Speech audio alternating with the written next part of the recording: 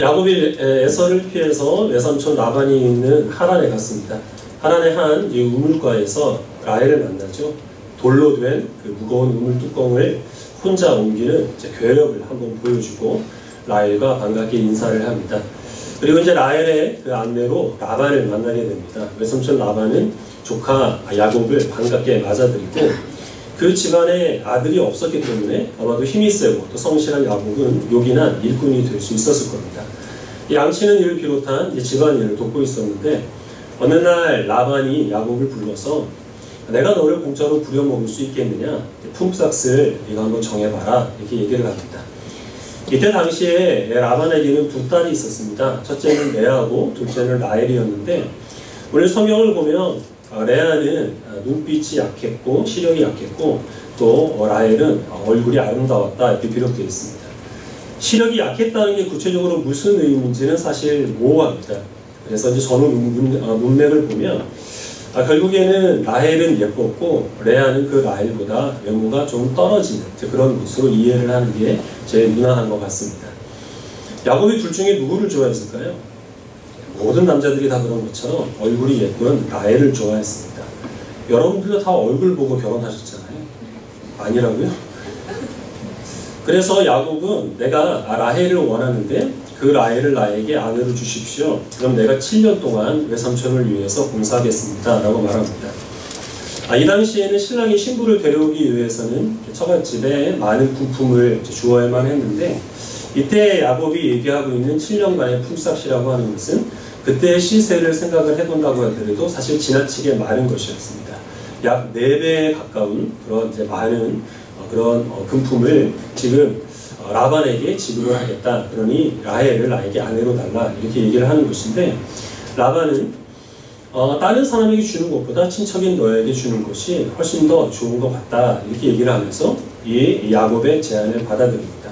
그래서 겉으로 보기에는 라반이 굉장히 선심을 쓰는 것 같지만 사실 라반은 지금 손해보는 것이 전혀 없고 오히려 야곱만 다른 어떤 신부를 데리는 것보다 훨씬 더 많은 양의 일을 지금 하겠다, 이렇게 얘기를 하는 것이죠. 누구보다 영악한 야곱이 그것을 모를 리는 없었겠지만 그럼에도 불구하고 야곱이 그렇게 얘기했던 것은 단 하나, 라헬을 그만큼 사랑했기 때문이라 증거를 하고 있습니다. 7년을 채웠습니다. 그 7년 동안 열심히 수고를 했지만 야곱은 라헬을 사랑하는 그 마음 하나 때문에 그 7년을 며칠같이 짧게 여깁니다. 7년이 된 날 야곱이 라반에게 약속한 7년이 됐습니다. 이제 당신의 딸 라헬을 나에게 주십시오. 라반이 허락하고 혼인잔치가 벌어집니다. 혼인잔치는 밤늦도록 벌어지게 됐고 또 이제 술판이 이어지기 때문에 야곱은 아마 만취한 상태에서 신방에 들어갔을 겁니다. 근데 아침에 눈을 떠보니까 자기 옆에 누워있는 여인이 라헬이 아니라 거미 레아였다는 사실을 알게 됩니다. 야곱이 얼마나 황당했겠습니까? 라반을 찾아가서 외삼촌 어떻게 된 일입니까? 왜 나를 속입니까? 라헬을 주시겠다고 해놓고 왜 레아가 내 방에 들어와 있습니까? 라반이 하는 말이 우리 지방에서는 언니보다 동생이 먼저 시집가는 경우는 없는데 네가 그걸 몰랐단 말이냐? 7일을 더 채우면 그러면 내가 라헬도 너에게 아내로 줄 것인데 그 라헬의 몫으로 이제 7년 동안 네가 더 나를 위해서 일을 해라, 이렇게 얘기를 합니다. 이 라반의 심사는 명백하죠. 야곱을 조금 더 오래 부려먹기 위해서 일부러 야곱을 속인 겁니다. 이 라반에게 있어서는 자기가 원하는 것을 이루기 위해서 자기가 많은 재물을 차지하기 위해서는 조카도 필요 없고 자기의 딸들까지 기꺼이 희생을 치를 수 있을 이런 계산적인 사람, 또 이런 악랄한 사람이었는데 그에 못지않게 야곱도 영리한 사람이었지만 그러나 그는 그 외삼촌에 대해서 고소를 한다든지 이런 식으로 대응하지 않고 그 외삼촌의 제안을 받아들입니다. 7일 후에 라헬과 동침을 하고 그리고 이제 선불로 연봉을 7년치를 받은 것이기 때문에 이제 또 7년 동안 그 라헬을 위해서 일을 하게 됩니다. 그래서 결과적으로 그 라헬을 얻기 위하여서 이 야곱은 외삼촌의 집에서 14년 동안 먹는 것과 자는 것 외에 다른 아무런 보수도 받지 않고 열심히 일을 하게 되는 겁니다. 그렇게 했던 유일한 하나의 이유는 오직 라헬을 그만큼 사랑했기 때문입니다. 혹시 여러분들 중에서 내가 라헬과 같은 이런 야곱의 사랑을 한번 받아봤으면 좋겠다, 이건 정말 얼마나 낭만적인 사랑인가, 그렇게 생각하시는 분이 계실지는 모르겠습니다. 겉으로 보기에는 굉장히 낭만적이고 열정적인 사람이죠. 그런데 한 여인을 차지하기 위해서 이렇게 자기가 뻔히 속는 것을 알면서도 14년 동안 열심히 수고하고 그 시간을 기다릴 수 있었겠는가라는 걸 생각을 해보면, 사실 야곱이 이때 라헬에 대해서 갖고 있는 생각은 약간 비상식적인 집착이라고 여기는 것이 조금 더 타당할 겁니다. 어떤 면에 있어서는 지금 이 야곱은 그 라헬을 자기의 우상으로 섬기고 있는 것과 다를 바가 없다는 거죠. 야곱은 지금까지 자기 인생에 있어서 유일한 하나의 목적이 있었습니다. 그것은 장자의 축복을 받아내는 것이었습니다. 성공은 했지만 그것 때문에 아버지 집을 떠나서 지금 하란에 와야만 했고, 이 하란에 지금 도착한 야곱에게 있어서는 더 이상 장자의 축복이 그에게 인생의 목적이 될 수가 없습니다. 장자의 축복을 내려줄 아버지도 옆에 없고 그것을 방해하는 경쟁자인 에서도 존재하지 않습니다. 장자의 축복을 받아내라고 옆에서 도왔던 어머니도 없습니다. 야곱과 같이 목적 지향적인 사람은 뭔가 자기가 치열하게 원하는 것이 있을 때 삶의 의미를 갖고 그 얻어내는 것을 방해하는 경쟁자가 있으면 있을수록 더욱더 열정을 불태우는 경향이 있습니다. 근데 야곱은 이 하란에서 아무것도 인생의 목적으로 삼을 것이 없었기 때문에 장자의 축복 외에 다른 것을 그가 살아갈, 그러니까 열심히 일할 어떤 목적으로 세워야 했는데 바로 그 자리에 지금 라헬이 와 있다고 하는 것이죠. 하지만 그가 원하는 그 라헬을 얻었고 그래서 술에 취할 정도로 이 야곱은 기뻐했지만 그 기쁨은 오래가지 못했습니다. 아침에 일어나서 눈을 뜨고 보니 자기 옆에 있는 누워있는 여인이 라헬이 아니라 레아라는 사실을 알고 그런 큰 충격을 받고 환멸을 느끼고 실망을 할 수밖에 없었다는 것이죠. 얼마 전에 제가 미국에 있는 팀 켈러라는 목사님이 계시는데요. 그분이 쓴 책 중에 내가 만든 신이라는 책이 있습니다. 그 책에서 이렇게 얘기를 하는데, 제가 이제 어떤 책에서 이것을 읽었다라고 말씀드리는 이유는 제가 책을 많이 읽는다는 것을 여러분들에게 자랑하기 위함이 아니고, 저는 책을 그렇게 많이 읽는 사람이 아니에요. 요즘 그 교계에 설교 표절이 좀 문제가 됩니다. 그런데 설교가 논문은 아니기 때문에 일일이 다 주석을 달 필요는 없지만 남의 생각을 마치 제 생각인 것처럼 그렇게 얘기해서는 안 되는 거잖아요. 그래서 제가 제 생각이처럼 얘기를 했는데 여러분들은 우리 목사님이 저런 생각을 하시다니 그렇게 감탄을 했는데, 그게 사실은 다른 사람의 생각이었다는 것을 여러분들 알게 되면 얼마나 실망을 하겠습니까? 그래서 가급적이면 저는 다른 사람의 생각은 책에서 읽었다, 어디서 봤다 이렇게 밝히는 편인데요. 어쨌든 이제 그 책에서 이렇게 얘기를 합니다. 이때 당시에 이 야곱이 느꼈던 그 환멸은 에덴 동산 이후에 사람이 느끼는 모든 환멸의 축소판이다, 이렇게 얘기를 하고 있습니다. 25절 말씀에 우리가 읽은 성경에는 이렇게 되어 있죠. 야곱이 아침에 보니 레아라. 그런데 세 번역에 보면 야곱이 아침에 깨어서 눈을 떠보니 레아가 아닌가라고 느낌표가 붙어 있습니다. 이게 훨씬 더 야곱이 그때 받았던 충격을 더 잘 살린 번역입니다. 야곱은 큰 충격을 받았던 거예요. 7년 동안 아무 생각하지 않고 열심히 오직 라헬만을 위해서 일했는데, 그러나 그 기쁨 때문에 자기가 몸을 가누지 못할 정도로 술에 취해서 기쁨을 누렸는데 아침에 깨고 나니까 그 기쁨이 말짱 환멸과 그리고 충격으로 바꿔졌다고 하는 것입니다. 에덴 동산 이후에 사람이 하나님을 떠나고 나서 하나님으로 만족하는 법을 사람은 잃어버리게 됐습니다. 그리고 그 자리에 저마다 자기가 소원으로 놓는 그런 것들을 우상으로 놓고 그것을 열정적으로 추구하며 살아갑니다. 어떤 경우에는 그것을 얻는 데 성공을 합니다. 그리고 만족합니다. 하지만 그 기쁨은 어디까지나 술에서 깨기 직전까지만 유지될 뿐이고 잠에서 깨어난 후에는 결코 그것이 자신을 만족할 수 없다는 사실을 알아서 환멸을 느끼게 된다는 것이죠. 그럼에도 불구하고 사람은 하나님으로 말미암아 만족하지 못하고 계속 또 다른 라헬을 찾아서 이리저리 헤매는 것이 세상 사람들의 모습입니다. 이것이 종교적인 형태를 띠게 되면 그것은 우상숭배가 되는 겁니다. 어떤 경우에는 야곱처럼 사람에게 집착을 합니다.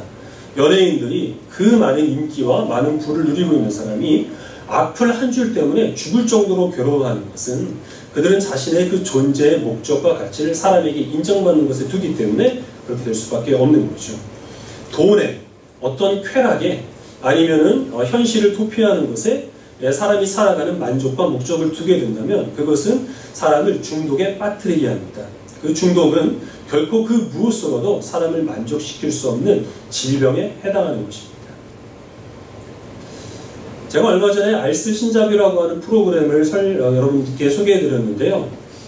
지식인들이 알통자랑하는 프로그램이죠. 근데 그저께한 프로그램에서 제가 또 쓸만한 걸 하나 던졌습니다. 과학자들이 실험을 했는데 부잣집 아이와 그리고 가난한 집 아이에게 똑같은 동전을 놓고 그려보라고 이렇게 실험을 한 겁니다. 근데 부잣집 아이들보다 가난한 집 아이들이 훨씬 더 그 동전을 크게 그렸다는 겁니다. 궁핍한 환경이 그 가난한 집 아이들로 하여금 그 동전이 자기의 삶 속에서 중요한 것이라는 인식을 주게 했고, 그 인식이 부잣집 아이보다 동전을 더 크게 그리는 것으로 표현이 되었다고 하는 거죠. 지금 하나레온이 야곱, 자신의 인생의 목적을 잃어버린 그 야곱에게 있어서 라헬은 필요 이상으로 지나치게 중요한 존재로 각인시게 되었고, 지금 그 라헬을 얻기 위하여서 야곱은 인생의 모든 것을 걸었다는 겁니다. 물론 라헬은 중요합니다. 라헬이 왜 중요하냐면 라헬이 예뻐서 중요한 것이 아니라 라헬과의 결혼을 통하여서 하나님께서는 야곱에게 주신 약속이 있습니다. 내가 너로 큰 민족을 이루게 하겠고 그 민족으로 말미암아 내가 천하 만민에게 복을 주겠다 하는 그 약속을 야곱의 결혼을 통하여서 이루어 가기 위하여서 이루어 가시기 때문에 이 라헬에 있어서, 이 야곱에게 있어서는 라헬이 몹시 중요한 존재입니다. 하지만 그 라헬이 정말 그 야곱에게 있어서 의미 있고 가치 있는 존재가 되기 위하여서는 이 하나님께서 허락하신 약속의 그 질서 가운데 그 라헬이 자기 자리를 제대로 찾아갈 수 있도록 그렇게 이 야곱이 지혜롭게 그 라헬에게 의미를 부여했을 때 비로소 그 라헬이 야곱의 인생에 있어서 가치를 찾아 나갈 수가 있게 되는 것입니다. 이것은 우리의 삶 속에서도 마찬가지인데요. 저는 대학교를 재수를 해서 들어갔는데 재수했을 당시에는 좀 절박했습니다. 재수에 실패를 하게 되면 군대에 들어가게 되는 것이고, 제대를 하게 되면 곧바로 이제 취업을 해야 되는 상황이어서 이번에도 실패하면 군대에 갈 수밖에 없다라는 그런 것 때문에 또 큰 스트레스가 있었습니다. 하지만 감사하게도 또 어렵게 이제 학교에 들어가게 됐습니다. 대학에 들어갔기 때문에 저는 모든 인생의 고민과 염려가 다 끝난 줄 알았습니다. 제 때는 텔레비전에서 대학 생활을 소재로 한 드라마들이 많이 있었습니다. 우리들의 천국, 내일은 사랑, 이병헌하고 고소영이 나오는 그런 프로그램들을 보면 대학생들이 공부를 안 해요, 별로. 책 두세 권 그냥 옆에 띄고 다니면서 낮에는 잔디밭에서 놀고 밤에는 연애하면서 또 술집에서 놀고 그러는 것이 대학생활의 전부인 줄 알고, 그래서 내가 이제 대학에 들어갔기 때문에 자연히 졸업을 하겠고 졸업할 때면 취업을 하겠지라는 생각에 대학생활을 시작을 했습니다.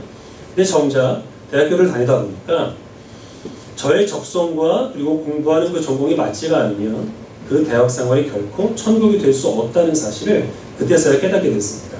그것을 알게 되니 이제 그 대학생활이 저에게 있어서 라헬이 아니라 레아라는 사실을 그때 가서 저는 또 알게 됐다는 것이죠.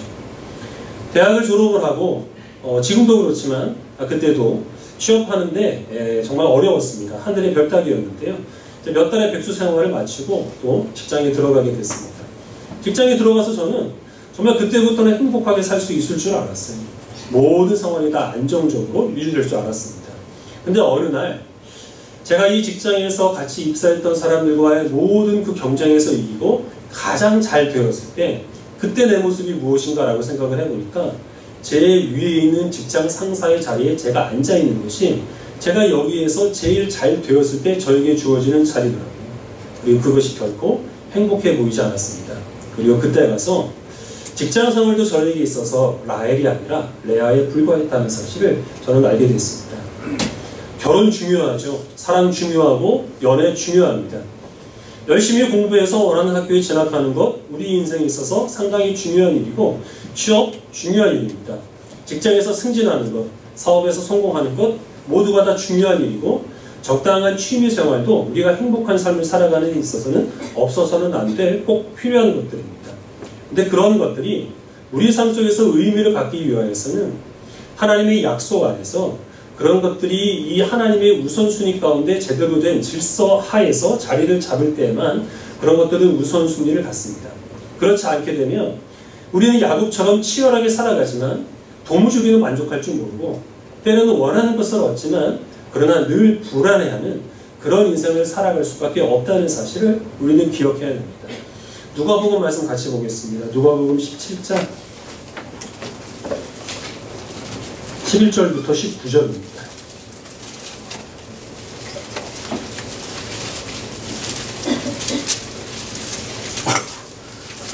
신약성경 125페이지입니다. 누가복음 17장 11절부터 19절입니다.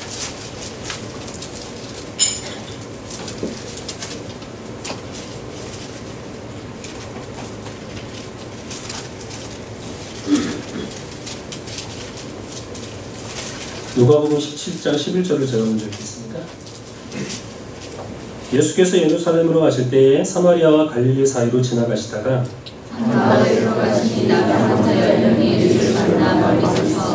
소리를 높여 이르되 예수 선생님이여 우리를 불쌍히 여기소서 하거늘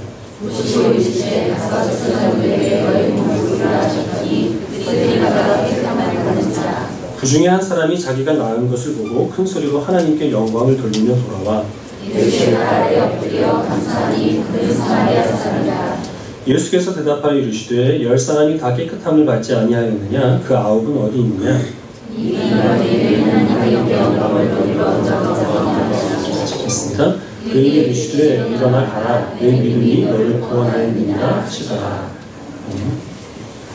예수님께서 나병 환자 10명을 고쳐주셨습니다. 근데 그 중에 9명은 자기 길로 갔습니다. 그때 당시에는 나병에 걸리면 격리된 생활을 해야 했는데 제사장에게 자기가 나았다는 사실을 입증을 받으면 그는 다시 마을로 그리고 또 집으로 돌아갈 수가 있었습니다. 이 9명은 자기가 나았기 때문에 이제는 내가 마을로 돌아갈 수 있다는 것, 또 가족의 품으로 돌아갈 수 있다는 것, 정상적으로 삶을 살 수 있다는 것, 이것만 중요했고 그 병을 낫게 하신 예수님은 전혀 중요하지 않았기 때문에 제사장에게 몸을 보이려고 자기 길로 갔습니다.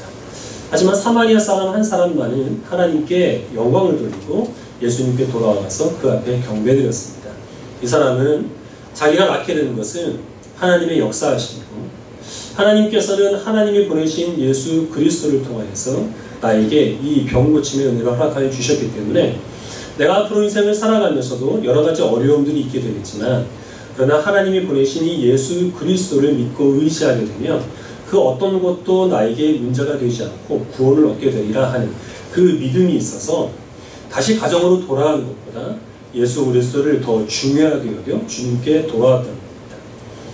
예수님을 중요하지 않게 여겨서 돌아왔던 그 사람들은 한동안은 평안하게 살겠지만 인생의 문제가 나병밖에 없는 것은 아니죠. 또 어떤 질병이 그들에게 닥칠지 모르고 그리고 건강하게 산다 하더라도 결국 그들의 힘으로 해결할 수 없는 죽음이라는 문제를 그들은 만날 수밖에 없습니다. 하지만 예수님을 떠났기 때문에 그들은 그 죽음 앞에서 절망하고 그리고 환멸을 느낄 수밖에 없겠지만 그러나 예수께 돌아온 이 사람은 병 고침을 받았을 뿐만 아니라 예수님께서 허락하신 말씀을 통하여 내 믿음이 너를 구원하였느니라 라는 말씀과 같이 영혼의 구원까지 함께 얻을 수 있게 되었다는 겁니다. 요즘 이단들에 대해서 제가 살펴보면서 생각하게 된 것은 기독교라고 하는 세계가 정말 광범위하구나 라는 것을 새삼 깨닫게 됐습니다. 제가 알지 못했던 많은 세계가 있었습니다. 몰랐던 세계가. 정말 그 이단들의 양태는 다양하고 또 풍성하지만 그러나 그 다양한 모습 가운데서도 몇 가지 특징들을 또 골라볼 수 있었는데요. 제가 생각하기에 이단이나 아니면 이단성이 있는 운동들의 가장 근본적인 문제가 무엇이냐면 그들은 수백 년 동안 1000년을 넘게 이어온 우리 그리스도인들의 공통의 신앙 고백, 즉 교회를 무시한다는 것입니다. 교리라고 하는 것은 성경 66권을 주제별로 일목요연하게 정리한 것인데 깊이 들어가면 물론 복잡합니다. 하지만 중요한 내용들은 여기서 세례를 받은 분이라고 한다면 누구나 다 알만한 간단한 내용입니다. 하나님 세상을 아름답게 창조하셨습니다.